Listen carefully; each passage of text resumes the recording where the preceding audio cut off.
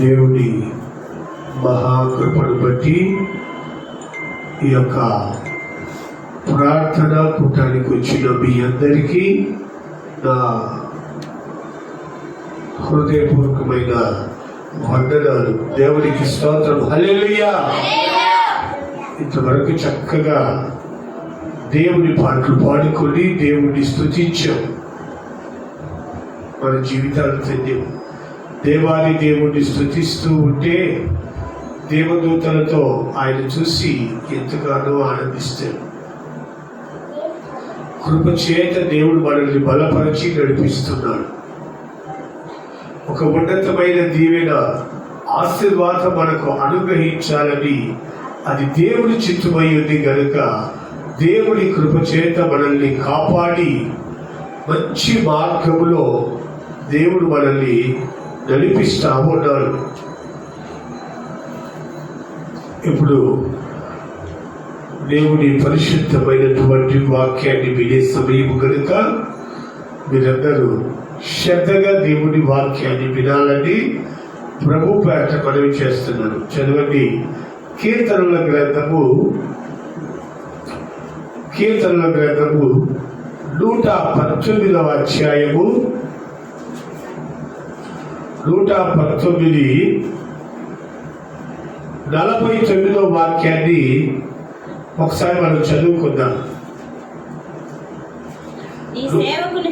119వ కీర్తన 49వ వాక్యం. నీ సేవకునికి దయచేయబడిన మాట జ్ఞాపకము చేసుకొనుము. దాని వలన నీవు నాకు నిరీక్షణ పుట్టించి ఉన్నావు. నీ వాక్యము నన్ను బ్రతికించి ఉన్నది. నా బాధలో ఇదే నాకు నెమ్మది కలిగించుచున్నది. దేవునికి స్తోత్రం. హల్లెలూయా. అందరు కళ్ళు మూసుకొని చిన్న ప్రార్థన. పరిశుద్ధుడా నీకు స్తోత్రం. ఈ వాక్యము నా బాధలో నాకు నెమ్మది కలిగిస్తుందని సెలవిచ్చిన ఈ వాక్కుకై స్తోత్రం. ఈ నెమ్మది ఎలాగ మాకు సంతృప్తిస్తుందో, నెమ్మది లేకుండా ఉంటే ఎలాంటి జీవితం ఉంటుందో క్లుప్తంగా మీరే మాతో మాట్లాడి మహిమ పొందమని యేసయ్య పరిశుద్ధ నామం పేట వేడుకొంచున్నాము పరమ తండ్రి. ఆమేన్. దేవునికి స్తోత్రం. హల్లెలూయా. చదవబడిన లేఖన భాగంలో నా బాధలో నీ వాక్యము నన్ను బ్రతికిస్తుందయ్యా. అయితే కొన్ని బాధలు వచ్చినప్పుడు ఆ బాధలో అదే నాకు నెమ్మది కలిగిస్తుంది. బాధలు రాని మనిషి అంటూ ఎవరూ లేరు నాకు తెలుసు. కారణం ఏంటంటే ఏదేను వనములో ఆదాము అవ్వలకు దేవుడు చెప్పాడు, నీవు ప్రసవ వేదనను రెట్టింపు చేసి నీకు బాధ కలిగిస్తాడు, నీకు చాలా బాధ కలిగిస్తున్నాడు. ఆదాముతో అంటాడు, నీవు చెమటోడ్చి ముళ్ళ పొదలన్నింటినీ నీవు శుభ్రం చేసుకొని వాటిల్లో వచ్చినటువంటి గడ్డి గింజలు తినాలి. అక్కడ నుంచి ప్రారంభమైంది బాధ అనేది. మనిషికి కష్టం అనేది అక్కడ ప్రారంభమైంది. అక్కడ ప్రారంభమయ్యి అనేకమైనటువంటి సంవత్సరాల కాలంలో నడుచుకుంటూనే వస్తుంది బాధ అనేది. చాలా మంది బాధపడుతున్నారు. అయితే ఈ బాధల్లో నుంచి విడిపించాలని, ఈ బాధల్లో నుంచి నెమ్మది కలిగించాలని దేవుడి చిత్తమై ఉంది. బాధల్లో నెమ్మది కలిగించాలని అది దేవుడి చిత్తమై ఉంది. అందుకని దేవుడు ఎన్నో పర్యాయములు దేవుని కొరకు ఎదురు చూచేటువంటి బిడ్డల కొరకు ఆయన ఒక ప్రణాళిక కలిగి ఉన్నాడు. ఏంటయ్యా ప్రణాళిక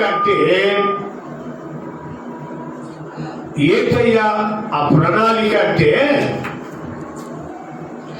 నన్ను నమ్ముకొని నాకు ప్రార్థన చేసేటువంటి నా బిడ్డలు నెమ్మది కలిగి జీవించాలి. బాధలు కష్టాలు వాళ్ళకు ఉండకూడదు. నెమ్మది కలిగి జీవించాలని దేవుడి సంకల్పం. ఆయన నమ్ముకున్న వాళ్ళు బాధపడకూడదు అని ఆయన ఆలోచన చేసి బాధల్లో బ్రక్కిపోతూ శ్రమ కొలిమిలో నలిగిపోతున్నటువంటి ఈ ఇశ్రాయేలీలను దేవుడు ఆ యొక్క పాపం అనే ఐగుప్తు స్థలము నుంచి పాలు తేనెలు ప్రవహించి కష్టం లేకుండా నెమ్మది కలిగినటువంటి ప్రదేశానికి దేవుడు తీసుకొని వచ్చాడు. బాగా గమనించాడు. ఆయన ప్రజలు కష్టపడకూడదు, నెమ్మది కలిగి జీవించాలి, బాధలు వాళ్ళకు ఉండకూడదు అని ఐగుప్తులో నుండి పాలు తేనెలు ప్రవహించు కనాను దేశానికి తీసుకొని వచ్చి అక్కడ దేవుడు వాళ్ళకు చెప్పే నెమ్మదిగా జీవించడం ఎలాగో చెప్తున్నాను. అయ్యా, ఇక్కడున్న జనులందరూ పాపంతో నిండిపోయారు. పరిశుద్ధత అనేది వాళ్ళకు తెలియదు. కనుక ఈ పాపము ఏది నీలో పుచ్చుకోకుండా ఈ పాపాన్ని పరిహరించే, ఏది నీలో ఉండకూడదు. పాపము కలిగిన జనులందరినీ తీసివేయమని దేవుడు చెప్పాడు. ఇవేం చేశారంటే ఈ పాపముతో సాంగత్యం పెట్టుకున్నారంట. సాంగత్యం అంటే ఈ పాపులైన సున్నతి లేని, పరిశుద్ధత లేని, లోక సంబంధమైన మనుషులతో వాళ్ళ పిల్లలు వీళ్ళు చేసుకొని వీళ్ళ పిల్లలు వాళ్ళకిచ్చి, చూడండి ఐక్యత. ఏ ఐక్యత అంటే లోకముతో ఐక్యపడ్డారు. దేవుడు చెప్పాడు, మీరు లోకముతో విభేదము కావాకండి.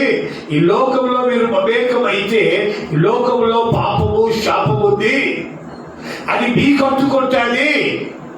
మీరు పరిశుద్ధులు, ఏర్పాటు చేయబడిన జనాంగం, మీరు నిర్దోషులైన ప్రజలు, మీరు ప్రత్యేకంగా జీవించండి, నెమ్మది కలిగి ఉంటారు అంటారు.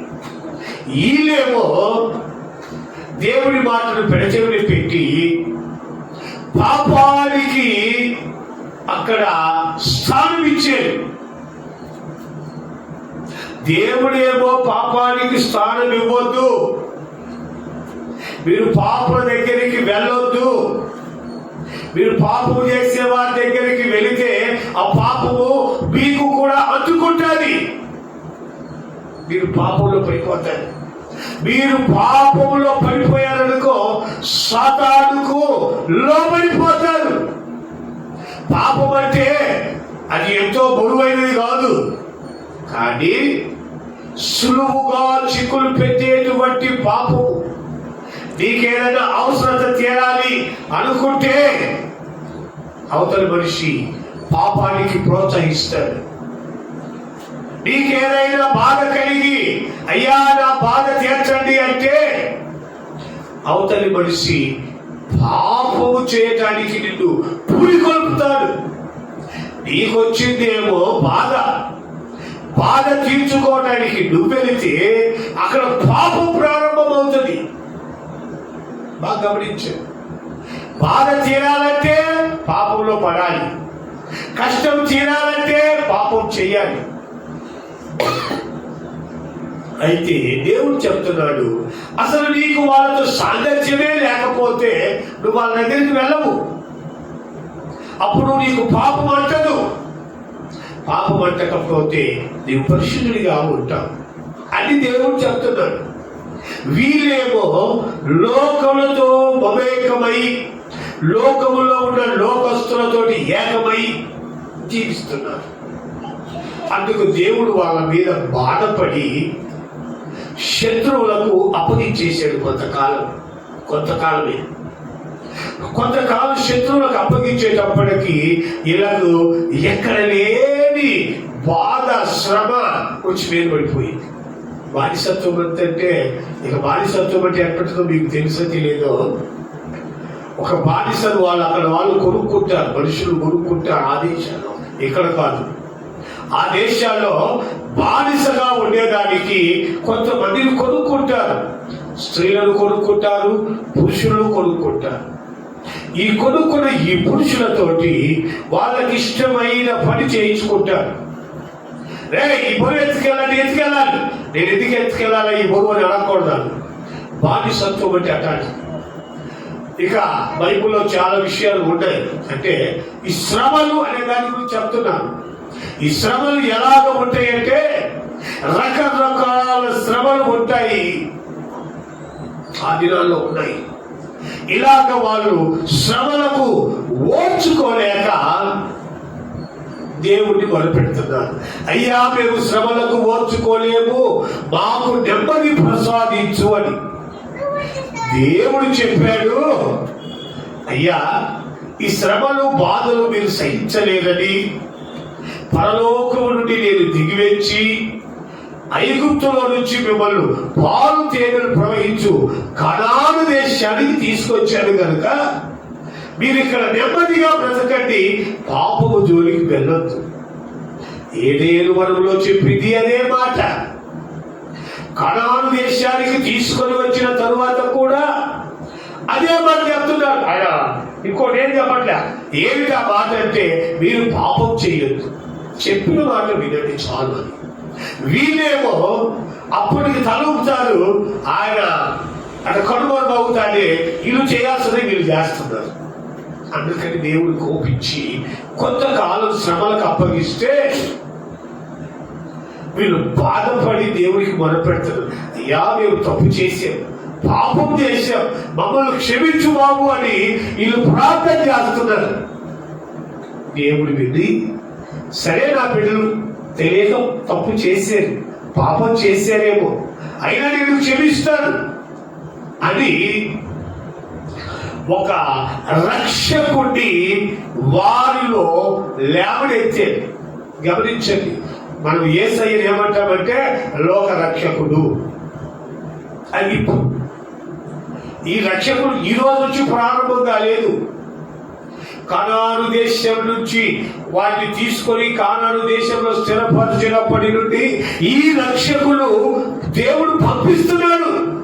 వీళ్ళను రక్షించండి, పాపంలో నుంచి రక్షించండి, శాపంలో నుంచి రక్షించండి, బానిసత్వంలో నుంచి రక్షించండి అని ఒక రక్షకుడిని పంపించాడు. ఆ రక్షకుడిని లేవనెత్తినప్పుడు ఆ రక్షకుడు వీళ్ళకు అండగా నిలిచాడు. చదవండి ఆ మాట. న్యాయాధిపతుల గ్రంథము 3వ అధ్యాయము 11వ వాక్యంలో ఉంటుంది. న్యాయాధిపతుల గ్రంథము 3వ అధ్యాయము 11వ వాక్యాన్ని చదవండి. అప్పుడు 40 సంవత్సరములు నెమ్మది పొందెను. దేవునికి స్తోత్రం. హల్లెలూయా, హల్లెలూయా. 40 సంవత్సరాలు వారు నెమ్మది పొందారంట. ఆయన చెప్తున్నాడు, నా బాధలో ఇదే నాకు నెమ్మది. ఆయన వాక్యమే, ఆయన వాక్కు ద్వారా ఎప్పుడైతే ఈ కాలేబు తమ్ముడు కుమారుడి ఆశాహేలుడు ఏర్పాటు చేసుకున్నాడో దేవుడు, ఆయన తన ఎదుటి వారి మీద యుద్ధాన్ని ప్రకటించి తన ఎదుటి వారి మీద జయాన్ని పొంది దేవుడి ఆజ్ఞానుసారముగా కుడి ఎడమలకు తొలగకుండా దేవుడి మాటను ఆయన చెప్పినట్టుగానే చేశాడు. ఇది ఎవరో తెలుసా? ఇశ్రాయేలీయులకు యెహోషువ తరువాత మొట్టమొదటి న్యాయాధిపతి కాలేబు. దేవుడికి నమ్మకస్తులు, ఇష్టమైనటువంటి కాలేబు. ఎందుకంటే 40 లక్షల కాల్బలము ఈ యొక్క దేశంలో నుంచి బయలుదేరి పాలు తేనెలు ప్రవహించు కనాను దేశానికి వెళ్ళాలంటే ఆ దేశం నుండి అనగా ఐగుప్తు దేశం నుండి పాపంలో నుంచి విడిపించబడిన 40 లక్షల కాల్బలం అంటే యుద్ధం చేయగలిగిన పురుషులు. ఇక స్త్రీలు ఎంతమంది ఉన్నారో, పిల్లలు ఎంతమంది ఉన్నారో లెక్కలేదు. వృద్ధులు ఎంతమంది ఉన్నారు? 40 లక్షల కాల్బలం రాశారు బైబిల్లో. ఇంతమంది ప్రజలలో పాలు తేనెలు ప్రవహించు కనాను దేశంలో ప్రవేశించింది ఎవరు తెలుసా? ఇద్దరు. ఒకరు యెహోషువ, రెండోవారు ఎవరు? వినపట్లేదా? మీకు చెబుతున్నారా? యెహోషువ, కాలేబు. చెప్పేది గట్టిగా చెప్పండి, నాకు వినపడుతుంది. ఇద్దరు చేయలేరు. పాలు తేనెలు ప్రవహించు కనాను దేశానికి 40 లక్షల కాల్బలం బయలుదేరింది, కానీ వీళ్ళెవ్వరూ కూడా ఈ యొక్క దేశాల్లోనికి ప్రవేశించలేదు. మరి ఎవరు వెళ్ళారయ్యా అంటే వారి పిల్లలు వెళ్ళారు. కారణం ఏంటయ్యా అంటే వీళ్ళు బయలుదేరిన దగ్గర నుంచి సనుగులు, గొడుగులు, సంశయాలు. ఓ దేవుడు ఇలాంటి పని చేస్తాడా? మాకు మాంసం లేదు, భోజనం లేదు, నీళ్లు లేవు, ఎర్ర సముద్రం అడ్డుగా వచ్చింది, రకరకాలుగా శోధిస్తున్నారు. అయితే నడిపిస్తున్న నాయకుడైన మోషే గారు కూడా ఈ పాలు తేనెలు ప్రవహించు కనాను దేశంలోనికి ప్రవేశించలేదండి. దూరం నుంచి చూసి దానికి వందనాలు చేసి అక్కడే వెళ్ళిపోయారు.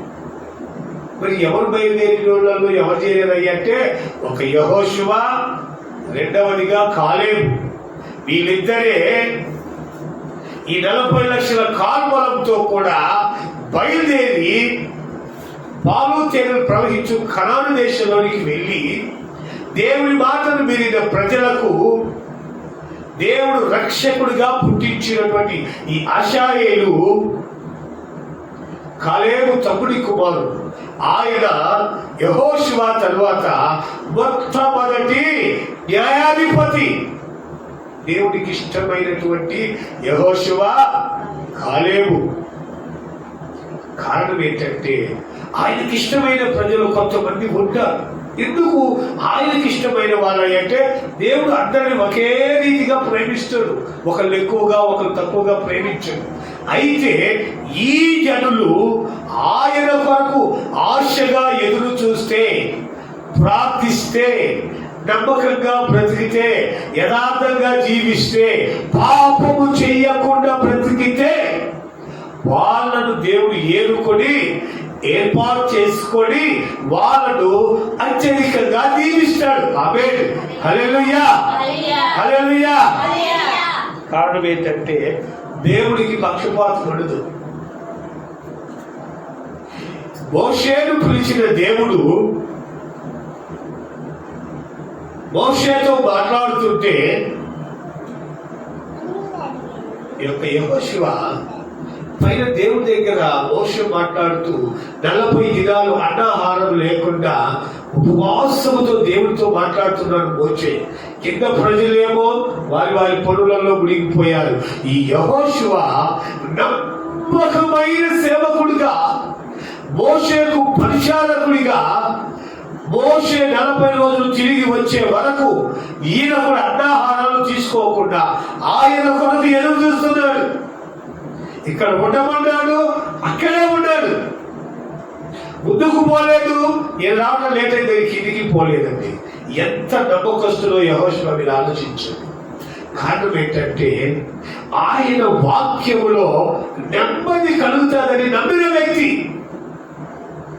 ఈ మొట్టమొదటి న్యాయాధిపతి 40 సంవత్సరాలు ఆయన ఏలుబడిలో ప్రజలు నెమ్మదిగా ఉన్నారంట. చూడండి, అంతకు ముందు నెమ్మది లేదు. మీరు ఆ పైన చదువుకుంటే ఉంటుంది. నెమ్మది లేదు, శాంతి లేదు, సమాధానం లేదు, బ్రతుకు ఒక అర్థం లేదు. ఎందుకు బ్రతుకుతున్నామో తెలియదు. పాపములో శాపములో బ్రతికిపోతున్నారు. కాబట్టి వాళ్ళ జీవితంలో ఆశీర్వాదాలు లేవు. ఎప్పుడైతే రక్షకుడు వచ్చి దేవుని మాటలు వివరించి దేవుని యొక్క కృపకు యోగినిగా మార్చాడో వారి బ్రతుకులో 40 సంవత్సరాలు నెమ్మదిగా బ్రతికేది. 40 సంవత్సరాలు. కాబట్టి ప్రియమైన దేవుని బిడ్డలారా, మన జీవితంలో నెమ్మది కావాలి అంటే ఆయన వాక్యాన్ని మన హృదయంలో ఉంచుకోవాలి. ఆయన చెప్తున్నాడు, నీ వాక్యము నన్ను బ్రతికించుచున్నది, నా బాధలో ఇదే నాకు నెమ్మది కలిగిస్తా ఉంది. నెమ్మది లేకుండా విస్తారమైన ధనముండుట ప్రయోజనం లేదు. జీవితంలో మొదటిగా నెమ్మది ఉంటే ఆ నెమ్మది మన జీవితాల్లో ఆశీర్వాదం మొలకెత్తిస్తుంది. నెమ్మదిగా జీవించాలి. యేసు ప్రభు ఈ లోకంలో ఉన్నప్పుడు ఆయన చాలా నెమ్మదిగా జీవించాడని బైబిల్లో ఉంది. ఆయన ఎంత నెమ్మదిగా ఉన్నాడంటే ఒకసారి సాతాను, నజరేయుడైన యేసు, మాతో నీకేం పని, మమ్మల్ని నశింపజేయడానికి వచ్చావా? సాతాను గారు కేకలేస్తున్నాడు. యేసయ్య అంటాడు, నెమ్మదిగా ఉండు, మౌనంగా ఉండు. కేకలేస్తున్నావేంటి? ఈ కేకలు పనికిరావు, మౌనంగా ఉండు. కాదయ్యా, మాకు అప్పుడే ఇంకా మా పాపాలన్నీ అయిపోలేదు కదా, అప్పుడే ఈ భూలోకంలో లేకుండా మమ్మల్ని తరివేసడానికి వచ్చావా? మళ్ళీ బ్రతినాటికి వస్తున్నాడు. మరేంటి? ఏం లేదయ్యా, ఈ మనిషిలో ఉండొద్దన్నావు కదా, ఈ మనిషిలో నేనుంటే వీడికి పన్ను కొరికేది పనులు, సమాధుల్లో తిరిగే పని, వ్యర్థమైన ప్రదేశాల్లో తిరిగే పనిలో ఉండాలి. ఇప్పుడు ఈ వచ్చాడు, బయటకు వెళ్ళిపోమంటున్నాం. వెళ్ళిపోయి ఎక్కడ ఉండాలి? అక్కడ కొండల వైపు, ఆ కొండల చుట్టూ పొందులున్నాయి, వాళ్ళ కన్నా పంపి నేను అక్కడన్నా బ్రతుకుతాను. చూడండి, నెమ్మది కలిగిన మనిషి యేసయ్య. సరే వెళ్ళిపో, అక్కడన్నా గొడవ లేకుండా ప్రశాంతంగా బ్రతుకు. ఎక్కడుంటాడు? సాతానుగా ఉన్న చోటనే గలిబిలి, అది మనసులో గలిబిలి, వారి జీవితంలో గలిబిలి. సాతాను సులువుగా చిక్కులు పెట్టే పాపాల గురించి చెప్తున్నాడు. ఇది కూడా తప్పేలా సాతాను చెప్పే మొట్టమొదటి అబద్ధం. నువ్వు ఏదైనా చేయబోతే అమ్మో అని ఆలోచిస్తే, అబ్బో ఇది కూడా తప్పేనా, ఇంత చిన్న తప్పుడు కూడా దేవుడు చూస్తున్నాడా? చూస్తాడు. నీవు మొట్టమొదటి చేసే చిన్న పొరపాటే పెద్ద పొరపాటై జీవితాన్ని పతనావస్థ స్థితిలోనికి తీసుకెళ్ళిపోతాడు. నీకు తెలియదు అది. అందుకే దేవుని వాక్యం చెప్తుంది, ఒకరి మార్గము వారి ఎదుట సరైనదిగా కనపడుతుంది, కానీ చివరికి అది తుదకు నాశనమునకు నడిపిస్తుందని పరిశుద్ధ గ్రంథం చెప్తుంది. మరి నేను నడిచే మార్గం సరైనది కాకపోతే మరి ఏ మార్గము సరైనదంటే యేసు ప్రభువు వారు అంటారు, నేనే మార్గమును సత్యమును జీవము, నా ద్వారా తప్ప ఎవడును తండ్రి యొద్దకు చేరలేడు. నేను వెళ్ళిన మార్గము సరి అయింది. మీరు మనుషుల మాటలు వినొద్దు, మాయోపాయములకు లోను కావద్దు. బైబిల్ లేదు, బైబిల్లో ఏదుందో దాన్ని పాటించు. బైబిల్ ఏది చెప్తుందో అది విను, మనుషుల మాట వినొద్దు. పరిశుద్ధ గ్రంథంలో నువ్వు నిద్ర లేచింది మొదలు నువ్వు పండుకునే వరకు ఎక్కడ తిరగాలి, ఎక్కడికి వెళ్ళాలి, ఎవరితో మాట్లాడాలి, ఎవరితో మాట్లాడకూడదు క్షుణ్ణంగా రాసి ఉంచేది. ఇంత పెద్ద బైబిల్ దేనికి? మానవుడి మనుగడ కొరకే. దేవునికి స్తోత్రం, హల్లెలూయా. ఈ బైబిల్లో మనిషి మనుగడ తప్ప ఇంకేం లేదు. నీవు నీతిగా బ్రతుకు, బ్రతకాలని ఇలాగో బ్రతుకు, బ్రతకపోతే ఈ శాపాన్ని అనుభవిస్తావు, బ్రతికితే ఈ ఆశీర్వాదాలు అదే రాసి ఇచ్చారు. ఇందులో ఇక ప్రత్యేకంగా ఏం లేదు బైబిల్లో. నువ్వు లేచిన తర్వాత ఏం చేయాలి, ఎలాంటి వాళ్ళతో మాట్లాడాలి, ఎలాంటి వాళ్ళతో సహవాసం కలిగి ఉండాలి, ఎలాగ నువ్వు జీవిస్తే పరలోకానికి వెళ్తావు, ఎలాగ నువ్వు జీవిస్తే నరకానికి వెళ్తావు అని రాసి వచ్చారు. నరకంలో ఎలాంటి శ్రమలు ఉంటాయి, పరలోకంలో ఎలాంటి ఆశీర్వాదం ఉంటుంది అని రాసి వచ్చారు. అంతే బైబిల్లో. ఇక బైబిల్లో ప్రత్యేకంగా ఏం లేవు. మనం లేచిన దగ్గర నుంచి ఏం చేయాలి, ఎలాగ బ్రతకాలి, ఎలాంటి వ్యక్తులతో మాట్లాడాలి, ఎలాంటి వ్యక్తులతో మనం సావాసం కలిగి ఉండాలి, మంచి వాళ్ళతో సావాసం కలిగి ఉంటే ఎలాగ ఉంటాము, చెడ్డ వాళ్ళతో సావాసం కలిగి ఉంటే ఎలాంటి స్థితికి దిగజారిపోతాము అదే రాసి వచ్చారు. కాబట్టి ఇవి మనం బైబిల్ చదివితే చాలు, ఎవరిని అనుసరించాల్సిన పల్లె. బైబిల్ ఏది చెప్తే అది చెయ్యి. అందుకే ఆయన అంటున్నాడు, నీ వాక్యం నన్ను బ్రతికిస్తా ఉంది.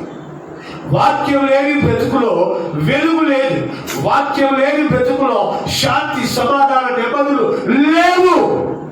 ఎంత సంపాదించినా వాళ్ళ బ్రతుకులో ఆశీర్వాదం ఉండదు. ఎంత కూడబెట్టుకున్నా వాళ్ళు సంతోషంగా జీవించలేరు, ఇహలోకంలో సంతోషించలేరు. పొరపాటులో చనిపోతే నరకానికి వెళ్ళిపోతారు. బ్రతికినప్పుడు సమాధానం శాంతి లేదు, చనిపోయిన తర్వాత కూడా ఆ ఆత్మకు విమోచన లేదు. గమనించండి. నేను వేరే ఒక సభలో ఒక మనిషి ఒక ప్రశ్న అడిగాడు, అది మీకు బాగా ఉపయోగపడుతుంది ఏమో దేవుడు గుర్తు చేసి. ఏమంటే ప్రవక్త గారు ప్రసంగించే ప్రసంగికులు, మనిషికి మనము పుట్టముఖ మునిపే అనగా తల్లి గర్భములో రూపింపబడక మునిపే మనం ఏంటో తెలుసు అన్నారు. ఓకే, మరి మనకేంటో దేవుడికి తెలిసినప్పుడు మనల్ని పుట్టించడం ఎందుకు?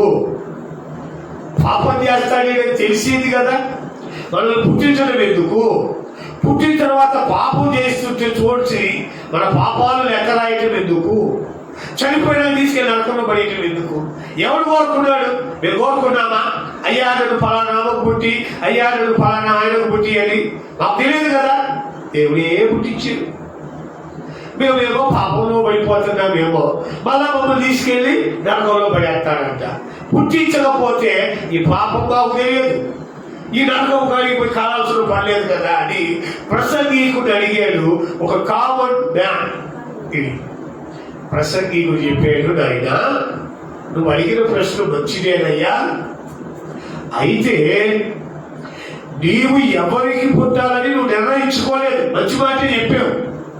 దేవుడి నిర్ణయములో నీవు ఏ స్థితిలో ఉన్న వాళ్లకు పుడితే, గమనించండి, మీరు ఏ స్థితిలో ఉన్న వాళ్లకు నువ్వు పుడితే నీ బ్రతుకు మంచిగా మలచబడతాడో వాళ్ళకే నిన్ను పుట్టించాడు. ఉన్న వాళ్ళకు దేవుని సొలొమోను అంటాడు, నాకు ఎక్కువ ధనం ఇచ్చినట్లయితే నేను గర్వించి దేవుడు ఎవరు అని అంటాడేమో, మరి తక్కువ ఉన్న వాళ్ళకి ఇస్తే నా కడుపు ఖాళీ ఆకలితో నేను దేవుణ్ణి మర్చిపోయి ఏమి దేవుళ్ళే నాకేమి సహాయం చేశాడే అనుకుంటానేమో. అందుకని నాకు ఎక్కువ వద్దు తక్కువ వద్దయ్యా, ఒక మాదిరి జీవితాన్ని, మధ్య తరగతి జీవితాన్ని ప్రసాదించు దేవా అని ప్రపంచ జ్ఞాని అయినటువంటి, బైబిల్ జ్ఞాని అయినటువంటి సొలొమోను కోరుకున్నాడు. గమనించాడు. మరి డబ్బునోడిగా చేయని కోరుకోలేదు, అట్టడికపు పేదరికంలో అడుగు తినతోడిగా చేయని కూడా ఎవరు కోరుకోలేదు. కారణం ఏంటంటే మధ్య స్థితిలో ఉన్న జీవితంలో ఒక భయంకరమైన శోధన వచ్చింది, భయంకరమైన బాధ కలిగింది. అలాంటప్పుడు మనిషి ఏం చేస్తాడంటే దేవుడిని ప్రార్థన చేస్తాడు. మధ్య తరగతి కుటుంబం, అయ్యా ఈ బాధ వచ్చింది, ఈ అప్పుల బాధ వచ్చింది, ఈ శోధన వచ్చింది, ఈ రోదన వచ్చింది, నన్ను తప్పించు దేవా అని కన్నీరు విడిచి మొదలుపెట్టుకుంటాడు. అప్పుడు దేవుడు ఆ ప్రార్థన అంగీకరిస్తాడు, నీకు దైవత్వాన్ని తెలియజేస్తాడు. దేవుడు ఆ యొక్క అవసరత తీర్చిపడేస్తాడు. యేసు నామములో దేవుడికి స్తోత్రం. హల్లెలూయా, హల్లెలూయా. అయితే సొలొమోను కోరుకున్న రీతిగా ఆయన ఒక మధ్యత్వ కుటుంబాన్ని కోరుకున్నందువల్ల ఈరోజు ప్రపంచంలో ధనము ఉన్న వాళ్ళకంటే మధ్య తరగతి కుటుంబీకులే నాకు తెలిసి ఇంచుమించు 70% పైన ఉంటారు. ఒక 10% ఉన్నోళ్ళు ఉండొచ్చు, 20% ఉండొచ్చు, ఒక 10% అస్సలు లేకుండా అడుగు జీవితంలో ఉండొచ్చేమో. కానీ మధ్య తరగతి కుటుంబీకులు ఇంచుమించు 100లో 70% ఉండొచ్చు. ఈ 70%లో మధ్యవర్తి వాళ్ళు ఎందుకు ఉంటారయ్యా అంటే వీళ్ళు ప్రార్థన చేసుకుంటారు. చర్చి వదులుతానే చాలా మంది మధ్య తరగతి కుటుంబీకులు ప్రార్థన వదులుతానే తన ఇళ్ళకి వెళ్తారు, ప్రార్థనలో ఉంటారు. ఎందుకంటే దేవా మాకు నెమ్మదిని దయచేయి, మా జీవితంలో ప్రశాంతతను అనుగ్రహించు, అందుకు ప్రార్థనకు వెళ్తారు. డబ్బులో ఏం చేస్తారు చెప్పనా? డబ్బులో ఏం చేస్తారు చెప్పనా? కావాల్సిన డబ్బు ఎటు పోయినా డబ్బు ఉంది, ఇక ఏం చేయాలో అర్థం కాక వాళ్ళకు నచ్చిందల్లా తింటారు. బాగా గమనించి, వాళ్ళకు నచ్చిందల్లా తింటారు. తిని మామూలుగా మనిషికి ఏది వస్తుందంటే నాకు తెలిసి కారం ఉండేది కొంతమంది నచ్చితే తీయగా ఉండేది కొంతమందికి నచ్చుతుంది. కారం తిన్న వాళ్ళకేమో అలసలు బీపీ వస్తుంది, తీపి తిన్న వాళ్ళకేమో షుగర్ వస్తుంది. బాగా గమనించి, కష్టపడి చెమటోచి కష్టపడే కష్టజీవికి ఏ రోగం రాదని మామూలుగానే డాక్టర్లు చెప్తారు. ఈ ఒంట్లోంచి చెమట కాలిపోయి భయంకరంగా కారు దిగి కష్టం చేసే మనిషికి ఏ రోగాలు ఆశించవట. గమనించి, అంటే ఈ ధనమున్న మనుషులకు రోగాలు వస్తాయి. బైబిల్లో ఒక బాగా ధనవంతుడు ఉన్నాడు. తనకు కావాల్సినంత సమకూర్చుకొని నా ప్రాణమా తినుము త్రాగుము సుఖించు, కావాల్సినంత ఉంది మనకు. ఎన్ని పూటలు కూడా అన్ని పూటలు తిని తిని తిని దేవుడు అంటాడు, ఓ నీ వెర్రివాడా, ఓ నీ వెర్రివాడా, ధనం ఉండేది విర్రవీగేవాడా, శ్రమలు కష్టాలు తెలియక ఏ రోజు దేవుడి వైపు చేతులు చాచి దేవుడి సహాయం అడగని వాడా, దేవుడి కృపకు లోబడని వాడా, దేవుడి వాక్యాన్ని హృదయంలో భద్రం చేసుకోనని వాడా, ఈ రాత్రికే నీ ప్రాణము, ఈ రాత్రికే నీకు ప్రాణం అడుగుతున్నా. దేవుడి భయం లేకుండా జీవిస్తున్నామేమో, దేవుడంటే ఎవరెవరే అనుకొని జీవిస్తున్నామేమో, దేవుడి కృపకు కోల్పోయి బ్రతుకుతున్నామేమో, దేవుడి ఆశీర్వాదానికి దూరమై జీవిస్తున్నామేమో. ఓరి వెలివాడా, దేవుడి మాట విను, వాక్యాన్ని హృదయంలో నింపుకో, నీకు నెమ్మది కలిగిన జీవితాన్ని దేవుడు ప్రసాదిస్తాడు. మన సమకాలికులు ఎందరో ఈ లోకాన్నించులో లేరు. ఈరోజు మన కాలికి చిన్న వయసులో ఉన్న వాళ్ళు కూడా ఈ లోకంలో లేరు ఈరోజు. కారణం ఏంటి? వారి వారి అతిక్రమాలు కావచ్చు, వారి వారి పరిస్థితులు కావచ్చు. ఎందుకు చెప్తున్నానంటే చచ్చిన సింహము కంటే బ్రతికి ఉన్న కుక్క మేలని బైబిల్ గ్రంథంలో రాయబడి ఉంది. సింహమే బ్రతికున్నప్పుడు చనిపోతే దాని పరిస్థితి వేరే. కుక్క బ్రతికి ఉంటే దానికి ఇష్టం లేకుండా చనిపోతుంది, దాన్ని ఎవరైనా తగ్గే కవ్వబడుతుంది. గమనించు, చచ్చిపోయిన సింహం కాడికి ఎవరైనా దాన్ని ఎవరేమన్నది కదలేదు. కారణం బ్రతికి ఉండుట దేవుడి చిత్తం, బ్రతికి ఉండాలి. ఎందుకంటే ఆయన వాక్యం చెప్తుంది, నెరసిన వెంట్రుకలు సొగసైన కిరీటం అంటారు. అంటే ఈ నెరసిన వెంట్రుకలు సొగసైన కిరీటం మనకు రావాలంటే అవి వచ్చే వరకు మనం బ్రతకాలి. అప్పుడు దేవుడు సొగసైన కిరీటం పెడతాడు, అది నీకు కీర్తి ఘనత కలుగు చేస్తాడని. ఆ నెరసిన వెంట్రుకలు నీకు కీర్తి ఘనత కలుగ చేస్తాడు. నడుచుకుంటే ఒక పెద్ద మనిషి వెళ్ళి చెప్తే వింటారు, రే పెద్ద చెప్తున్నాడు వినడానికి, పక్కన కూడా చెప్తాడు. అంటే పెద్ద మనిషికి, అంటే ఈ నెరసిన వెంట్రుకలు కలిగిన వ్యక్తికి దేవుడిచ్చేటువంటి ఘనత అది. దేవుడిచ్చే ఆయుష్, ఆ ఆయుష్ నెమ్మదిగా బ్రతకాలి. ఆయుష్ను కష్టాల్లో నష్టాల్లో బాధల్లో బ్రతికితే ఆయుష్ ఉన్నా వ్యర్థమే. నెమ్మదిగా సంతోషంగా సుఖంగా శాంతిగా సమాధానముగా బ్రతకాలి. అందుకే ఒక దైవ సేవకుడు పాట పాడాడు, నెమ్మది లేకుండా విస్తారమైన తన బుడుట కంటే, నెమ్మది లేకుండా విస్తారమైన తన బుడుట కంటే, దేవుడి అంగలి భయభక్తులతో ఉండుటే మేలు, ఉండుటే మేలు. దేవుని అంగలి భయభక్తులతో ఉండుటే మేలు, ఉండుటే మేలు. మాధుర్యమే నా ప్రభుతో జీవితం, మహిమానుగమే మహాచర్యమే, మహిమానుగమే మహాచర్యమే. మాధుర్యమే నా ప్రభుతో జీవితం,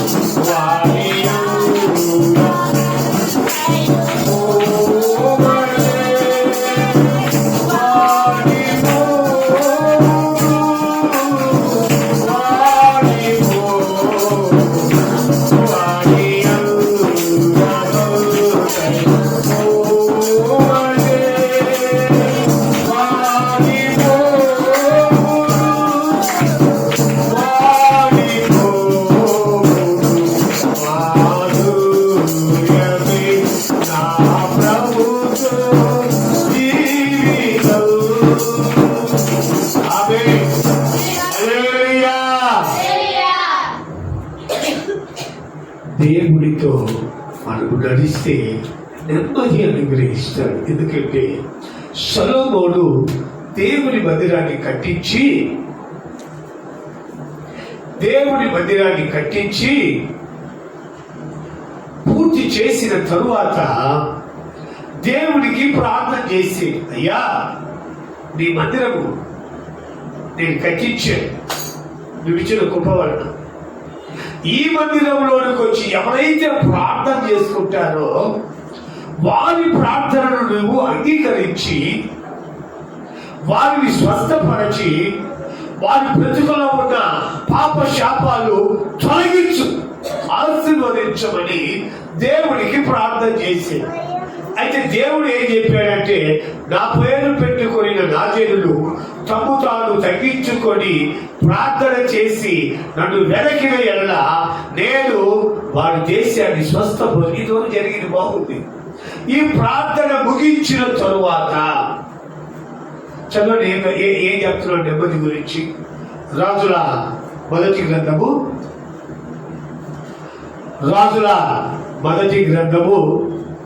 8వ అధ్యాయము 55వ వాక్యాన్ని ఒకసారి చూడండి. రాజుల మొదటి గ్రంథము 8వ అధ్యాయము 55వ వాక్యము. అతడు మహాశబ్దంతో ఇశ్రాయేలీయుల సమాజమంతటిని దీవించను. అతడు మహాశబ్దంతో ఇశ్రాయేలీయుల సమాజ మందిరం అంతటిని దీవిస్తూ ఈ మాట అంటున్నాడు.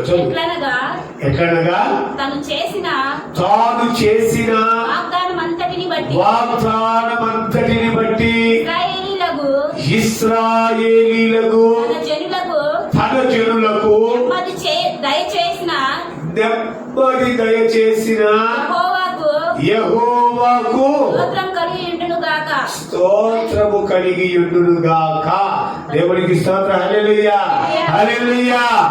దేవుడికి ఏమో ప్రార్థన చేసేది, దేవుడు ఆయన సమాధానాన్ని ఇచ్చిన తరువాత ఆయన కళ్ళు తెరిచి ప్రార్థన అయిపోయిన తరువాత ప్రజలకు ఆయన ఎలుగెత్తి ప్రకటిస్తున్నాడు, యెహోవా మీకు నెమ్మదిని అనుగ్రహించును గాక. అంటే జీవితంలో స్వస్థత ముఖ్యమే, ఆశీర్వాదం ముఖ్యమే, కానీ ఈ నెమ్మది ఈయన అనుగ్రహిస్తాడు. ఎవరు అనుగ్రహిస్తాడంటే యెహోవా అనుగ్రహించును గాక. చూడండి, అంటే నెమ్మది లేని జీవితాలు వ్యర్థము. నెమ్మది ఉండాలంటే ఆయన చెప్తున్నాడు, నీ వాక్యం నన్ను బ్రతికిస్తుంది, నా బాధలో ఇదే నాకు నెమ్మది కలిగిస్తుందయ్యా, నెమ్మది కలిగిస్తుంది. ఇశ్రాయేలు ప్రజలకు మొట్టమొదటి న్యాయాధిపతి ఆయన యొక్క చేతి క్రింద ఉన్నప్పుడు 40 సంవత్సరములు నెమ్మది అనుగ్రహించిన దేవుడు ఈ యొక్క సొలొమోను ప్రార్థన ముగించి యెహోవా మీకు నెమ్మది అనుగ్రహించును గాక అంటున్నాడు. ఈ నెమ్మదిలో ఉండేటువంటి ఆశీర్వచనం ఎలా ఉంటుందో కీర్తనల గ్రంథము 119వ కీర్తన 165వ వాక్యం చదవండి. 119వ కీర్తన 165వ వాక్యంలో ఈ నెమ్మదిని గురించి రాస్తే నేను ముగిస్తున్నాను. నీ ధర్మశాస్త్రమును ప్రేమించు వారికి ఎంతో నెమ్మది కలుగుతుంది. దేవునికి స్తోత్రం కలుగును గాక. హల్లెలూయా, హల్లెలూయా. అందరూ చెప్పండి హల్లెలూయా, హల్లెలూయా. నీ ధర్మశాస్త్రము అనుసరించు వారికి ఎంతో నెమ్మది కలుగుతుంది. ఈ నెమ్మది ఎక్కడ ఉంది అంటే బైబిల్ చదువుకుంటే నెమ్మది కలుగుతుంది. నీ ధర్మశాస్త్రమును ధ్యానించు వారికి ఎంతో నెమ్మది కలుగుతుంది. చదవండి ఆ మాట మళ్ళీ ఒకసారి అంటారు. నీ ధర్మశాస్త్రమందు ప్రేమించు వారికి ఎంతో నెమ్మది. నీ ధర్మశాస్త్రంలో ఉన్నటువంటి అపరిశుద్ధమైన వాక్కులు విన్నప్పుడు, వాటిని అనుసరించినప్పుడు, వాటిని ప్రేమించి జరిగించినప్పుడు ఎంతో నెమ్మది. ఏంటన్నా అని మీరు బాగానే చెప్తున్నారు, కానీ మేము ప్రార్థనకు పోతున్నాము, వాక్యం కూడా చదువుకుంటున్నాం, వాక్యం కూడా వింటున్నాం, మా బ్రతుకులో నెమ్మది లేదే అంటే ఆయన చెప్తాడు, ఇదే నెమ్మది. ఇదే నెమ్మది ఎప్పుడు అనుగ్రహిస్తాడో తెలుసా? నీవు ధర్మశాస్త్రములు ప్రేమించి దాన్ని అనుసరించి ఆ వాక్యాన్ని నీ హృదయంలో నింపుకుంటే నీకు తప్పక దేవుడు నెమ్మదిస్తాడు. తప్పక దేవుడు, ఎందుకంటే ఈ పరిశుద్ధ గ్రంథంలోని ఒక్క మాట, ఒక్క పొల్లైనను తప్పిపోదు. ఒక్క మాట, ఒక్క పొల్లు కూడా తప్పిపోదు. అయితే అపరిశుద్ధతను మనం పొందుకోకుండా, అపరిశుద్ధతను అనుసరించకుండా నువ్వు పాపము చేస్తూ, లేకపోతే నీకు ఇష్టమైన లోక సంబంధమైన కార్యక్రమాల్లో మాకుంటూ బూతులు, సరసౌతులు, అలతో కూడిన ఆటపాటలు, రకరకాల రుగ్మతులు నీ హృదయంలో పెట్టుకొని నాకు నెమ్మది లేదు అంటే ఆ నెమ్మది నువ్వు అనుభవించండి. నీకు నెమ్మది కావాలంటే పరిశుద్ధ గ్రంథాన్ని నువ్వు ప్రేమించి ఆ వాక్కులను అనుసరించి బ్రతుకు. నీకు నెమ్మది రాకపోతే అప్పుడు దేవుడు చూస్తాడు. ఎంతో మంది నరహంతకులు చిలకలూరుపేట దగ్గర బస్సులో మనుషులు పెట్టి సజీవ దహనం చేసిన దుర్మార్గులు సైతము యేసయ్యను నమ్ముకుంటే ఉరిశిక్ష రద్దయిపోయి దేవుని సువార్తను ప్రకటిస్తున్నారు. వాళ్ళు దేవుని వాక్యములో ఉన్నటువంటి బలమది గమనించు. నరహంతకులు, దొంగలు, వ్యభిచారులు, పాపంలో నలిగిపోయిన మనుషులు దేవుడు లేవనెత్తి పరిశుద్ధులు చేస్తే వారు స్టేజీలోకి ఈ రోజున దేవుని పరిశుద్ధతను, దేవుని వాక్యాన్ని, దేవుని పవిత్రతను వారు ప్రకటిస్తున్నారు. బ్రదర్ అనిల్ గారిని ఒక ఇంటర్వ్యూలో అడిగారు, వీళ్ళంతా ప్రార్థన చేస్తే అద్భుతాలు జరుగుతున్నాయి, దయ్యాలు పడిపోతున్నాయి, రకరకాల మిరాకిల్స్ జరుగుతున్నాయి, వీటిని మీరు ప్రోత్సహిస్తారా? ఎలాగ దీన్ని మీరు చెప్పగలరు అని పెద్ద ప్రెస్ మీట్ లాగా పెట్టి అడిగితే అనిల్ కుమార్ గారు చెప్పారు, అక్కడ ఎవరికో జరిగింది నాకు తెలియదు కానండి, నా జీవితంలో, నా బ్రతుకులో నాకు దేవుడు మేలు చేశాడు. దేవుడికి స్తోత్రం. హల్లెలూయా, హల్లెలూయా. నాకే జరిగింది మేలు. ఒకరి మేలు గురించి ఇక నాకెందుకు? నాకు దేవుడు మేలు చేయబట్టే నేను ఈ పరిశుద్ధ గ్రంథాన్ని చేతుపట్టుకున్నాను. దేవుడు నాకు అద్భుతం చేయబట్టి, నాకున్నటువంటి బలహీనతను దూరపరచబట్టి నేను ఈ బైబిల్ పట్టుకొని దేవుడిని ప్రకటిస్తున్నాను. ముఖ్యమంత్రి అల్లుడైనా నా దేవుడికి నేను సామాన్యుడిని, ఒక సామాన్యపు మనిషినే. నాకేం ప్రత్యేకంగా హోదా లేదు. ఆయన నోటి కూడా అన్న మాటలు నేను ఎవరైనా కావచ్చు, దేవుని దగ్గర విధేయత చూపాలి. నేను ముఖ్యమంత్రి అల్లుడని, ముఖ్యమంత్రి బావడని, లేకపోతే ఏదో ఈ లోక సంబంధమైన అధికారం ఏదో ఉందని నాకు అవసరం లేదనండి. నా దేవుని దగ్గర నేను దీనుడై ఉంటే ఆ దేవుడు నాకు ఇంతకంటే గనుపరుస్తాడు. ఆ దేవుని దగ్గర ఉంటాడు నాకు ప్రతిఫలమని ఎంతో తగ్గించుకొని తన బ్రతుకుల గురించి అక్కడ ప్రస్తావించాడు. గుండె పగిలిపోయింది. అంత ఉన్న ఆ మనుషులే దేవుని కృప కొరకు, దేవుని ఆశీర్వాదము కొరకు, దేవుని పరిశుద్ధత కొరకు ఎదురు చూస్తుంటే మనం ఎంత, మన బ్రతికెంత. ఈరోజు కడుపున గుప్పిడి తింటే రేపు తినలేదు. వారు ఘనతలోనే పుట్టారు, ఘనతలోనే పెరిగారు, ఘనతలోనే వెళతారు. మరి అలాంటి వారే దేవుని కృప కొరకు కనిపెట్టి తాము తగ్గించుకొని మాట్లాడుతుంటే, దేవుని కనపరుస్తుంటే మన హృదయాల్లో భయము, వణుకు పుడతాయి. పుట్టినప్పుడు దేవుడు ఆశీర్వదిస్తాడు. ఎందుకంటే ఆయన చెప్తాడు కదా, ఎవరు దీనులై నా సన్నిధిలో వణుకుచుంటారో వారినే నేను దృష్టి ఉంచాను. గర్భహృదయంలో ఆయన చూడడు, విధేయత కలిగిన వాళ్ళని చూస్తాను. 122వ కీర్తన ఒక మాట చదవండి, నేను ముగిస్తున్నాను.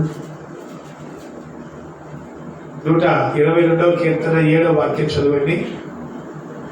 నీ ప్రాకారములలో నెమ్మది కలుగును గాక, నీ ప్రాకారములలో నెమ్మది కలుగును గాక, నీ నగరులో క్షేమముండును గాక. నెమ్మది ఎక్కడుందంటే దేవుని ప్రాకారములలో ఉంటది.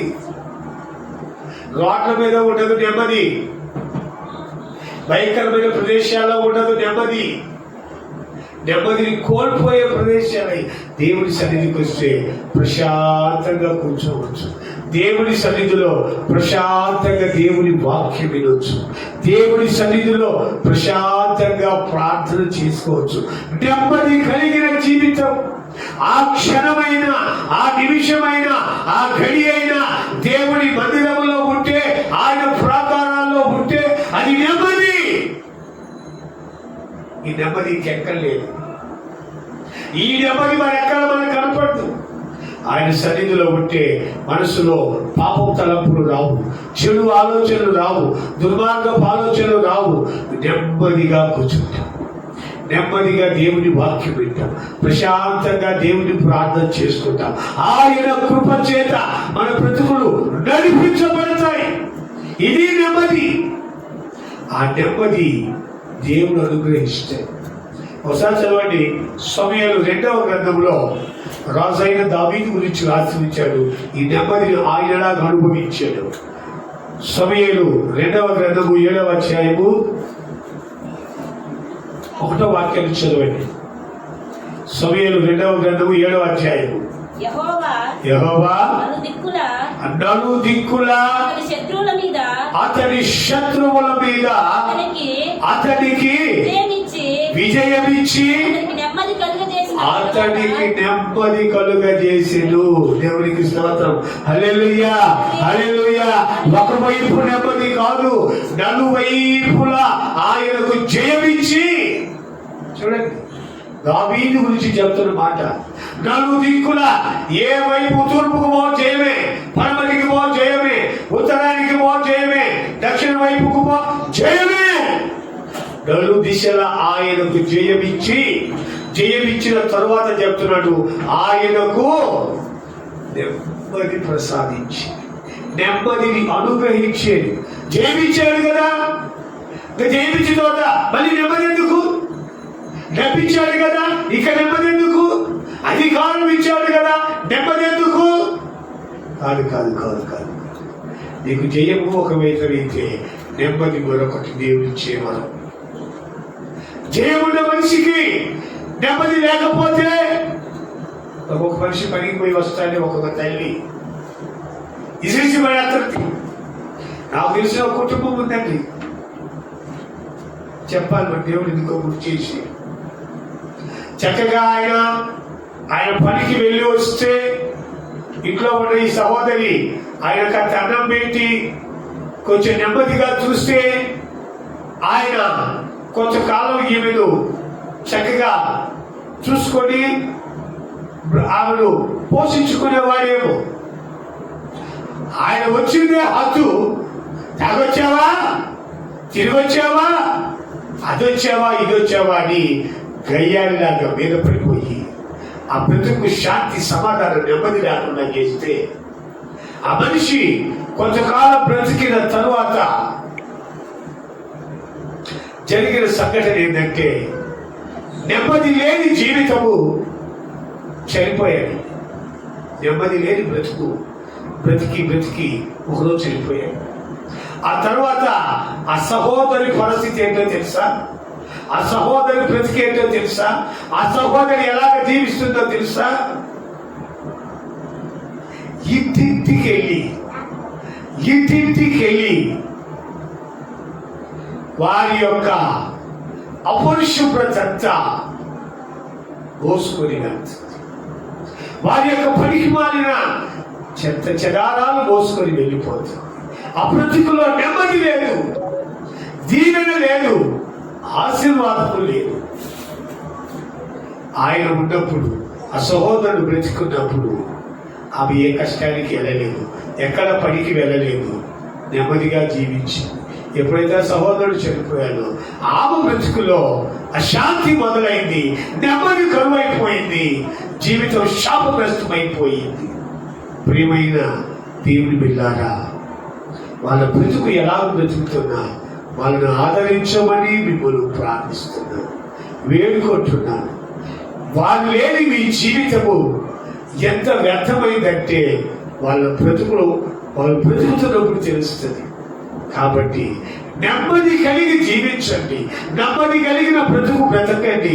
ఈ నెమ్మది దేవుడు చెప్తున్నాడు, నలువైపులా విజయం ఇచ్చిన దేవుడు చెప్తున్నాడు, అతనికి నెమ్మదిని అనుగ్రహించాడు. విజయం ఇచ్చిన దేవుడే చెప్తున్నాడు, నెమ్మది అనుగ్రహించాడు అని. విజయము వేరు, నెమ్మది వేరు. నెమ్మది కలిగి జీవిస్తే దేవుడు తప్పక మన బ్రతుకులో వెలుగును ప్రకాశింపజేస్తాడు. ఆ నెమ్మది మనకు అవసరము, ఆ నెమ్మది మనకు కావాలి. చివరిగా ఒక మాట చదవండి, తిమోతిలకు రాసిన మొదటి పత్రిక 2వ అధ్యాయం. ఈ నెమ్మది గురించి చెప్తాడు అక్కడ. తిమోతికి రాసిన మొదటి పత్రిక 2వ అధ్యాయము మొదటి చదవండి. నా కుమారుడా క్రీస్తు యేసునందున కృపచేత బలవంతుడవు కమ్ము. నీవు అనేక సాక్షుల ఎదుట నా వలన వినిన సంగతులను ఇతరులకు బోధించుచు సామర్థ్యము గల నమ్మకమైన మనుషులకు అప్పగించుము. క్రీస్తు యేసు యొక్క మంచి సైనికుని వలె నాతో కూడా ప్రేమను అనుభవించుము. చాలు. ఈ నెమ్మది అనేకులకు ప్రకటించు. ఈ నెమ్మది వారి హృదయాల్లో ఆ ప్రేమను నువ్వు అనుభవించు, వారి హృదయాల్లో కృమరించు. నెమ్మది లేకుండా విస్తారమైన ధనము వద్దు. నెమ్మదిగా జీవించు, నెమ్మదిగా బ్రతుకు, నెమ్మదిగా నీ జీవితాన్ని కొనసాగించు. ఈ నెమ్మది నీ జీవితంలో ఉంటే నీవు ఆశీర్వదించబడతావు. నెమ్మది లేకపోతే, ఆ నెమ్మది నీవు కరువైపోతే, ఆ నెమ్మది లేని బ్రతుకు ఎన్నో విధాలైనటువంటి పరిస్థితులకు లోనై నెమ్మది లేని బ్రతుకులలో ఆత్మహత్యలకు తావిపోవచ్చు. నెమ్మది లేని జీవితం